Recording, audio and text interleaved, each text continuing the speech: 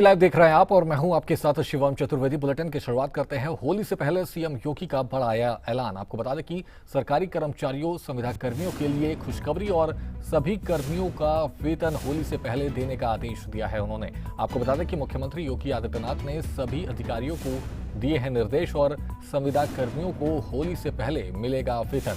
वहीं सफाई कर्मी, आउटसोर्स कर्मचारियों को भी वेतन मिलेगा। 28 फरवरी को कार्य दिवस किया गया घोषित। आपको बता दें कि कर्मचारियों को 3 मार्च को विशेष अवकाश दिया जाएगा। वहीं 2, 3 और 4 मार्च को होली रहेगा अवकाश। तो सीएम योगी आदित्यनाथ ने तमाम बातों का जिक्र किया, साथ ही साथ किसी प्रकार की लापरवाही बर्दाश्त नहीं की जाएगी, इसका भी जिक्र किया सीएम योगी आदित्यनाथ ने। तो आपको बता दें कि होली से पहले सीएम योगी का यह बड़ा ऐलान, और इस दौरान उन्होंने सरकारी कर्मचारियों, संविदा कर्मियों के लिए खुशखबरी और आपको बता दें कि सफाई कर्मियों का वेतन होली से पहले देने का उन्होंने आदेश दिया। वहीं 28 फरवरी को कार्य दिवस किया गया घोषित।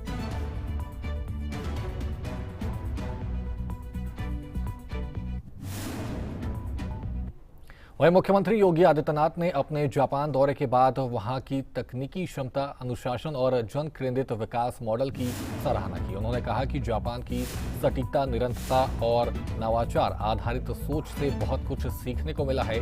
हरित ऊर्जा, हाई स्पीड मोबिलिटी, युवाओं की भागीदारी, पर्यटन, एआई और रोबोटिक्स जैसे क्षेत्रों में जापान की प्रगति प्रेरणादायक है। मुख्यमंत्री ने दोनों देशों के बीच सहयोग को और मजबूत करने की बात कहते हुए जापान को धन्यवाद दिया और उज्जवल भविष्य के लिए साझा प्रयासों पर विश्वास जताया।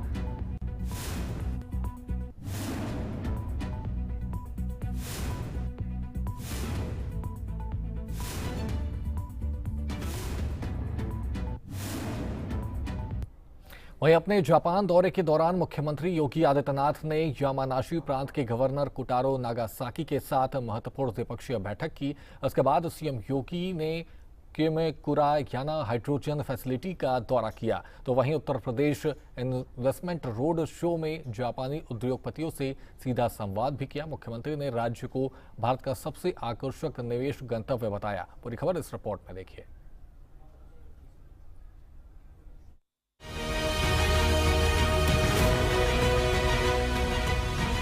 सीएम योगी जापान दौरे पर है। जापान दौरे के दूसरे दिन उन्होंने जापान के यामानाशी प्रांत के गवर्नर कोटारो नागासाकी के साथ द्विपक्षीय बातचीत की।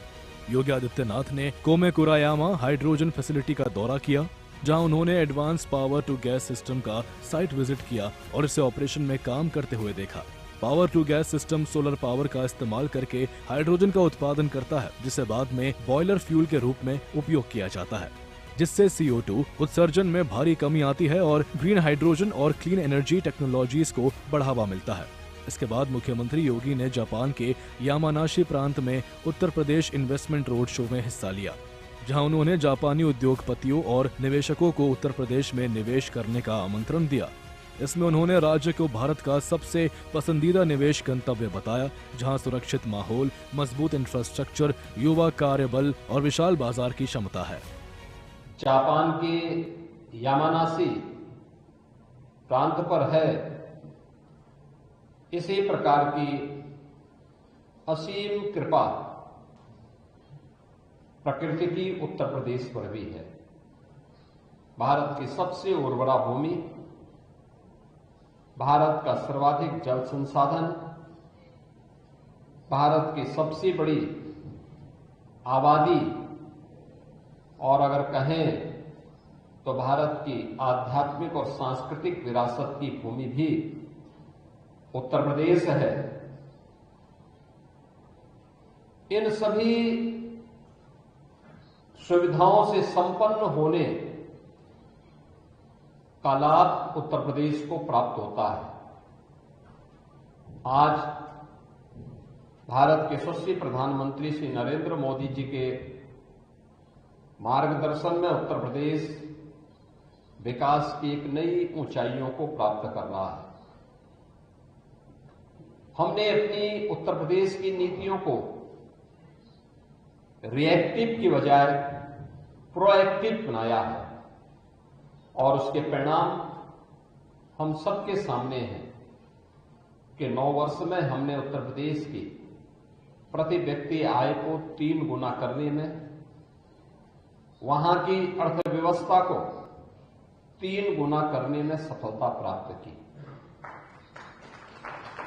आज प्रत्येक क्षेत्र में एक सही दिशा में भारत की सबसे तेज अर्थव्यवस्था वाले राज्य के रूप में उत्तर प्रदेश ने अपने आप को स्थापित किया है। लेकिन जितना बड़ा राज्य है, जितनी संभावनाएं हैं, उतनी ही चुनौतियां भी सामने आती हैं और उन चुनौतियों को सफलतापूर्वक आगे बढ़ाने की दिशा में हम लोग एक बड़े डेलीगेशन के साथ जापान की यात्रा में आए हैं। दिसंबर 2024 में यामानाशी के माननीय राज्यपाल उत्तर प्रदेश की यात्रा में आए थे और उस समय उन्होंने जो बातें यहां हमारे सामने वहां पर रखी थी, मुझे अच्छा लगा कि उन्होंने लगातार इसको फॉलो अप किया, इसके लिए पत्र भेजे, इस पहल को आगे बढ़ाने के लिए उन्होंने यहां के उपराज्यपाल महोदय को भी उत्तर प्रदेश की यात्रा पर भेजा। उत्तर प्रदेश का एक उच्च स्तरीय प्रतिनिधिमंडल, बिजनेस डेलीगेशन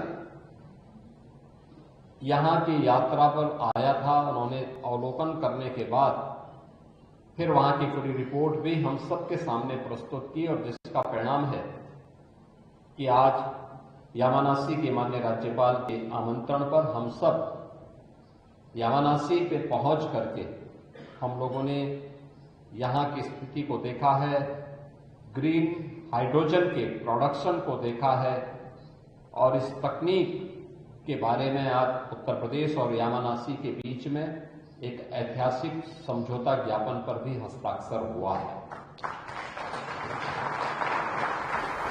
इसके साथ ही सीएम योगी ने कहा कि उत्तर प्रदेश भारत की आबादी का सबसे बड़ा राज्य है। 25 करोड़ की आबादी उत्तर प्रदेश में निवास करती है। जैसे प्रकृति की अत्यंत कृपा जापान के यामानाशी प्रांत पर है, वैसी ही कृपा प्रकृति उत्तर प्रदेश पर भी है। इन सभी सुविधाओं से संपन्न होने का लाभ उत्तर प्रदेश को प्राप्त होता है। उत्तर प्रदेश के उच्च तकनीकी संस्थान से जुड़े हुए छात्र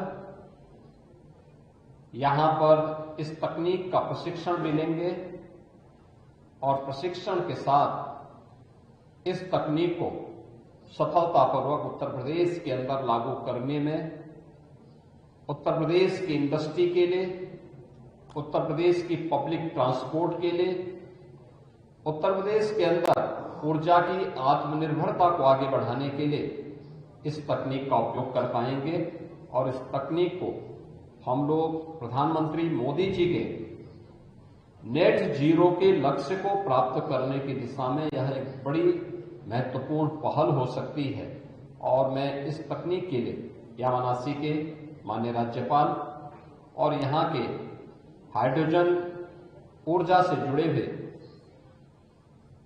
अध्यक्ष हैं, उनका और उनकी पूरी टीम का हृदय से धन्यवाद करता हूं।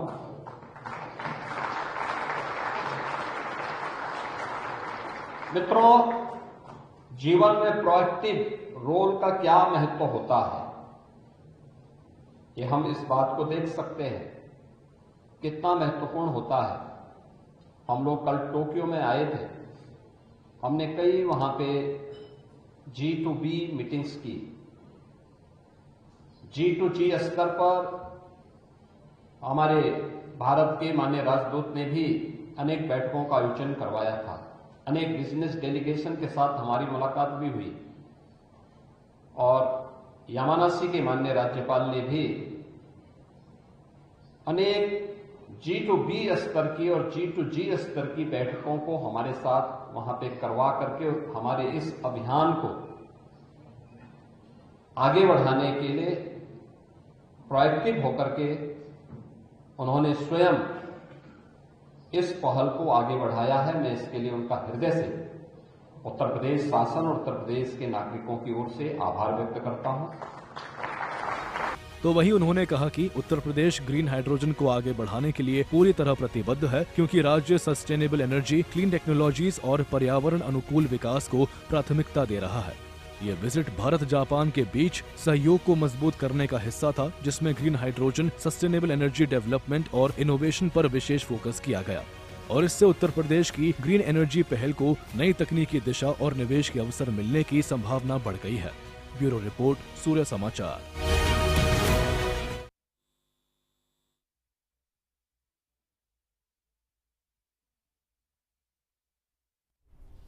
वहीं कानपुर पुलिस का बड़ा एक्शन, कोडेन कफ सिरप तस्करी के आरोपी की 5 करोड़ की संपत्ति जब्त। डीसीपी क्राइम की अगुवाई में एक्शन, विनोद अग्रवाल पर कसा है शिकंजा। आपको बता दें कि कोडेन केस में आरोपी की 5 करोड़ की संपत्ति जब्त कर ली गई है।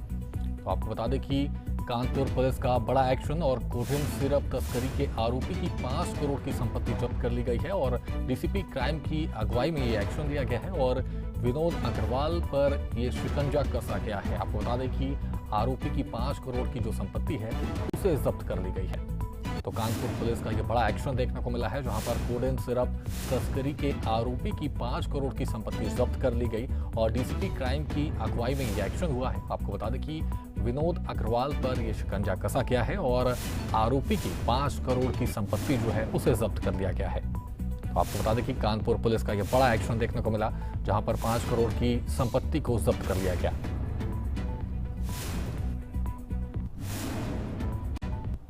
वहीं गाजियाबाद में मदरसे के सामने मकान का हिस्सा ढहा। आपको बता दें कि कनावनी में हुआ हादसा, बाल बच्चे मदरसे में पढ़ रहे थे बच्चे। आपको बता दें कि मदरसे के सामने मकान का हिस्सा ढहा। तो गाजियाबाद में मदरसे के सामने मकान का हिस्सा ढहा और इस दौरान कनावनी में ये हादसा हुआ है।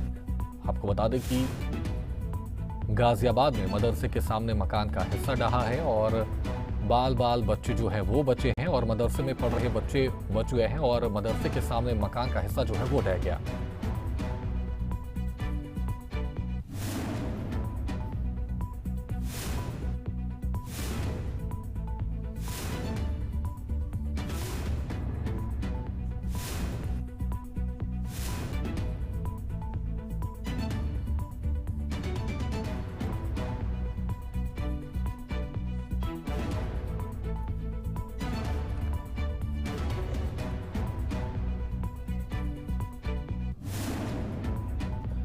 तो आपको बता दें कि गाजियाबाद में मदरसे के सामने मकान का हिस्सा ढहा, जिसकी वहां पर कनावनी में यह हादसा हुआ और आपको बता दें कि इस दौरान बच्चे भी मदरसे में थे, वो बाल बचे हैं बच्चे और इस दौरान गाजियाबाद में मदरसे के सामने मकान का हिस्सा जो था वो ढह गया। आपको बता दें कि बाल बच्चे जो हैं वो बचे हैं और इस दौरान गाजियाबाद में मकान के सामने जो मदरसा है वो ढह गया, जिसकी वजह से गाजियाबाद में मदरसे के सामने मकान का कनावनी में यह हादसा हुआ और आपको बता दें कि इस दौरान बच्चे मदरसे में पढ़ रहे थे, जो कि बाल बच्चे।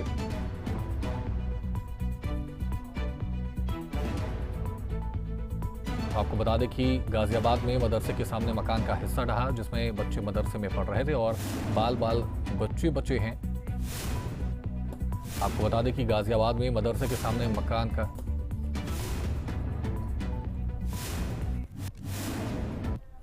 वहीं रामनगरी अयोध्या में होली का रंग अभी से छा गया है, जहां त्योहार नजदीक आते ही बाजारों में एक अलग ही रौनक और उत्साह का माहौल बन चुका है। रंग बिरंगे हर्बल गुलाल, आकर्षक पिचकारियां, मजेदार मुखौटे और होली की तमाम सामग्री से दुकानें जगमग रही हैं और ग्राहकों की भीड़ उमड़ रही है। बच्चों से लेकर युवाओं और परिवारों तक सब खरीदारी में जुटे हुए हैं। कैसा है रामनगरी में होली के बाजारों का हाल, देखिए इस रिपोर्ट में।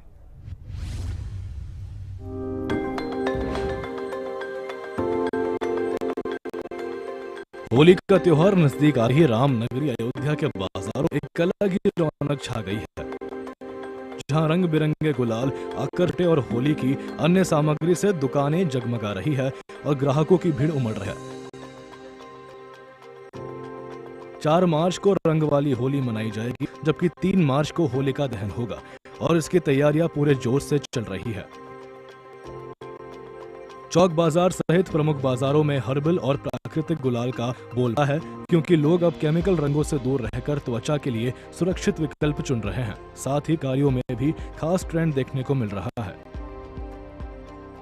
प्रधानमंत्री नरेंद्र मोदी और मुख्यमंत्री योगी आदित्यनाथ की तस्वीर वाली पिचकारियां बच्चों और युवाओं की पहली पसंद बन गई, जबकि कुछ में बाहुबली स्टाइल तलवार, त्रिशूल, गदा, छोटा भीम, स्पाइडरमैन या कार्टून वाली डिजाइनर पिचकारियां लोगों को खूब लुभा रही है। शॉप है मकबरे के पास, तो हम लोग वहीं पे आए हैं। ये होलसेल शॉप है, यहाँ पिचकारी है, कर्ज है, बच्चों के लिए हर चीज़ अवेलेबल है, जो भी घर के भी इंग्रेडिएंट्स है सब कुछ अवेलेबल है।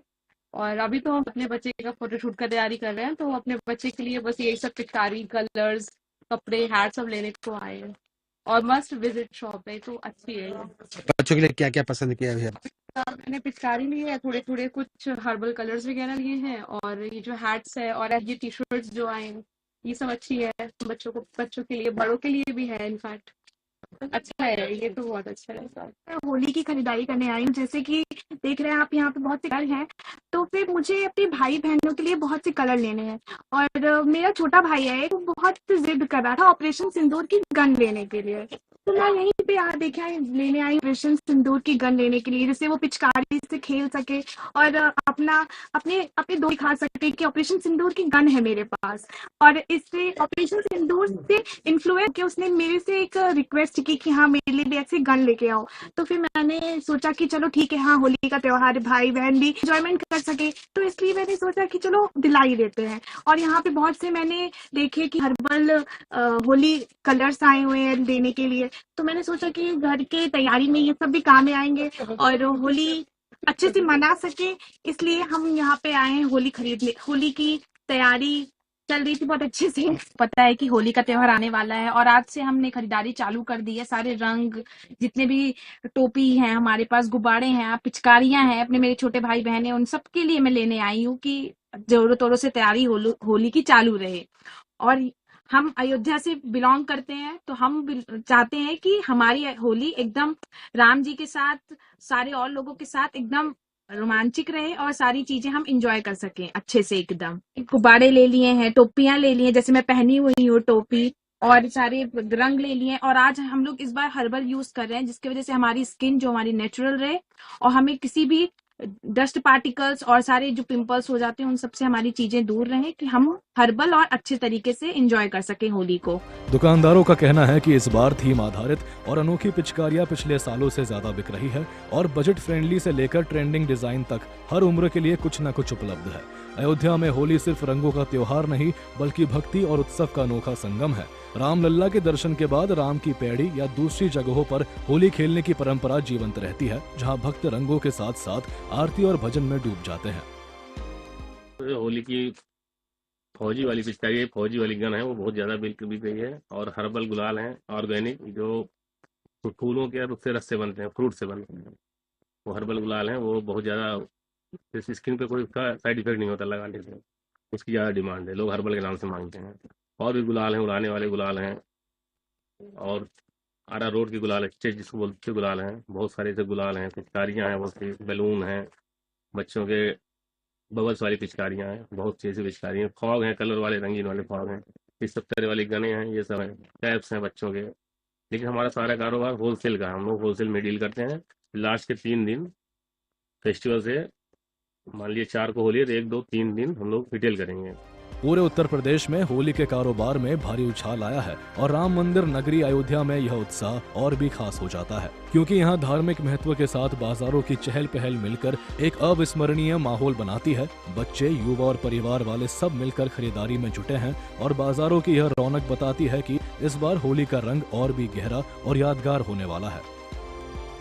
ब्यूरो रिपोर्ट, सूर्य समाचार।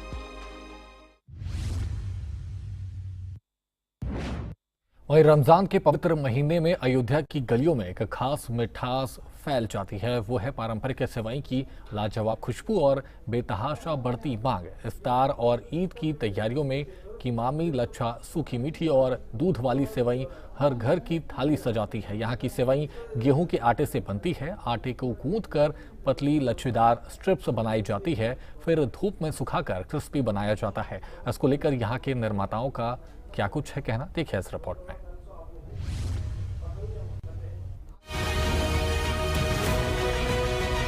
रमजान के पवित्र महीने में अयोध्या की बाजारों में एक खास मिठास छा जाती है। वो है पारंपरिक सेवाई की खुशबूदार महक और बढ़ती हुई मांग। इफ्तार और ईद की तैयारियों में सेवई हर घर की थाली का अभिन्न हिस्सा बन जाती है। खासकर किमामी, लच्छा, सूखी मीठी और दूध वाली जैसी वैरायटीज की यहाँ की सेवई मुख्य रूप से गेहूं के आटे से बनाई जाती है। सबसे पहले आटे को गूंथा जाता है, फिर इसे विशेष मशीनों या पारंपरिक तरीके से पतली पतली लच्छेदार स्ट्रिप्स में एक्सट्रूड किया जाता है। इसके बाद इन स्ट्रिप्स को धूप में सुखाया जाता है ताकि वो क्रिस्पी और लंबे समय तक ताज़ा रहे। कई स्थानीय निर्माता घी में भूनकर चीनी की चाशनी, खोया, इलायची, केसर और ढेर सारे ड्राई फ्रूट्स जैसे बादाम, काजू, पिस्ता और किशमिश मिलाकर तैयार किमामी सेवाई बनाते हैं। वो रमजान में सबसे ज्यादा पसंद की जाती है। अयोध्या के एक प्रमुख सेवाई निर्माता ने बताया, रमजान आते ही हमारी फैक्ट्री में दिन रात काम चलता है। मांग 3-4 गुना बढ़ जाती है क्योंकि इफ्तार में सेवई से रोजा खोलना पसंद करते हैं। हम पुरानी रेसिपी का इस्तेमाल करते हैं, सब कुछ हाथ से छाट कर बिना किसी मिलावट के बनाते हैं ताकि स्वाद और सेहत दोनों बरकरार रहे। 15 साल से अनुभव है और 5-6-7 लोग साथ में मिल के बनाते हैं और अच्छी भी बनती है अयोध्या में और सबकी पसंद भी अच्छी है। रमजान में बढ़ती है, रमजान में जी रमजान में ज़्यादा बिकती है और साफ सफाई से बनाई जाती है। मैदा सान के फिर मशीन में डाला जाता है, फिर बाहर धूप में सुखाया जाता है, सुखा के तब भट्टी में डाला जाता है, मशीन से बनाया जाता है, फिर धूप में सुखाया जाता है। रमजान का महीना चल रहा है जो कि बहुत पाक और साफ सुथरा महीना रहता है। इसमें हम लोग रोज़ा रखते हैं और उसके बाद में ये महीने के बाद लास्ट में जब ईद का चांद दिखता है तो इस महीने में सेवइयाँ जो है हर घर में पकाई जाती है, जिसको हम बनाते हैं। हमारे कारखाने में शुद्ध सेवई बनाई जाती है जो रोस्टेड करके बाजार में पैक करके दी जाती है, जिसकी अच्छी खासी डिमांड रहती है। और ये सेवइयाँ दूर दूर तक जाती है, ये 100 किलोमीटर तक लखनऊ, गोंडा, बहराइच और ये दूसरे स्टेट तक भी जाती है। इसकी हमेशा जो है डिमांड इस महीने में ज़्यादा होती है। मैदा होता है, मैदा को मिक्सचर में डालते हैं और उसके बाद सादा पानी इसमें डाल के इसको पहले फेटिंग करते हैं। फेटिंग करने के बाद ये मशीन में जाता है, जाने के बाद फिर ये धीरे धीरे मशीन जो है जैसे जैसे गर्म होती है उस तरीके से ये सेवइयाँ निकलना शुरू होती है और सेवई निकल के फिर उसके बाद इसको धूप में फैलाई जाती है। फैलाने के बाद फिर इसको जब सूख जाती है तो इसको दूसरे टाइम में इसको भट्टी में रोस्टेड के लिए लगाई जाती है। सर इसमें जितनी भी सेवइयाँ बन जाए कमी पड़ जाती है और इसकी बहुत सारी डिमांड रहती है। फिलहाल यूपी लाइव में इतना ही। आप बने रहिए सूर्य समाचार के साथ। नमस्कार।